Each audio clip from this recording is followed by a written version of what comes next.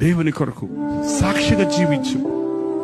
నేను అబద్ధమాడను క్రైస్తవుణ్ణి, నేను మోసం చెయ్యను, నేను దొంగ సంతకం పెట్టను, నేను లంచం పుచ్చుకోను, నాకు వడ్డీ అక్కర్లేదు అని చెప్పగలవా?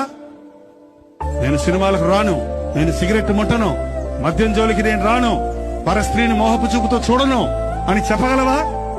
నేను ఇంకొకరికి అన్యాయం చేయను, నేను ఇంకొకరికి ద్రోహం చేయను, నేను ఇంకొకరి గురించి చెడుగు మాట్లాడను, పాపంలో పడిపోయిన వాడిని చూసి పక్కపక్క నవ్వను, నేను దేవుని బిడ్డను, నా చేతులైతే అతని చేతులిచ్చి లేవనెత్తుతాను అని చెప్పగలవా? యేసయ్య బిడ్డలంటే ఏంటండి? ఎలా ఉంటారు? నిన్ను చూసిన వారు క్రీస్తును నీలో చూడాలి. క్రైస్తవులు అనే మాట ఎలా వచ్చిందో తెలుసా? క్రీస్తును పోలే వీళ్ళు జీవిస్తున్నారని అంతియోకియాలో ఉన్న శిష్యులను చూసిన వారు, క్రీస్తును కలిగిన వారు, క్రీస్తులాగా బతికేవారు అని క్రైస్తవులని పేరు పెట్టారు. గాని ఇది ఒక కులమో మతమో జాతో కానే కాదు.